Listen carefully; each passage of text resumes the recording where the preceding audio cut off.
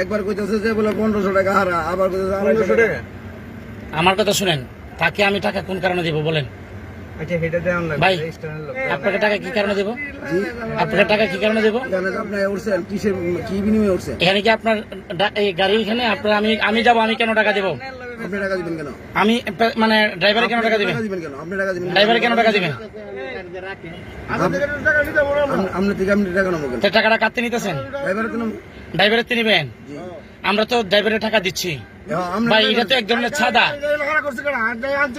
জি, আপনারা আনছেন, আপনারা তো আমরা, আমার কথাটা শুনেন, আপনারা আনছেন, আপনার 250 টাকা দেওয়া হয়েছে না ভাই? আপনার রিসিট দেন তাহলে। আপনি কত টাকা নেবেন রিসিট দেন।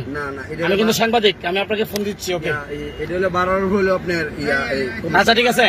আপনি কতটা কথা বলবেন না। আপনি 250 টাকা আমরা খুশি হয়ে দিচ্ছি আপনাকে, আপনি এটা খুশি হয়ে নিতে পারেন।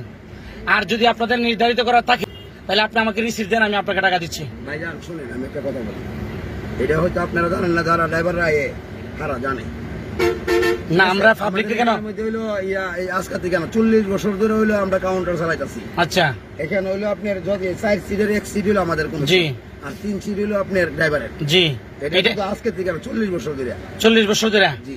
আওয়ামী লীগ বিএনপি এখন স্বতন্ত্র এই রাষ্ট্রে এই তত্ত্বাবধান সরকারের আমলে এটাই নিচ্ছেন। এটা তো মনে করেন যে আপনার শুধু আজকা ক্ষেত্রে না। বিসমিল্লাহির রহমানির রহিম। আসসালামু আলাইকুম। সম্মানিত ব্রাহ্মণবাড়িয়ার প্রশাসনের দৃষ্টি আকর্ষণ করছি, আমরা বিশ্ব রোড থেকে ঢাকা যাওয়ার পথেই আমরা একটি প্রাইভেট কারে ওঠার পরেই সেই প্রাইভেট কারের কাছ থেকেই সে অতিরিক্ত টাকা আদায় করার চেষ্টা করেছে, চাঁদা। তো সেই হিসেবে আমি প্রশাসনের দৃষ্টি আকর্ষণ করছি ইমিডিয়েটলি সেই বিষয়টা লক্ষ্য করার জন্য।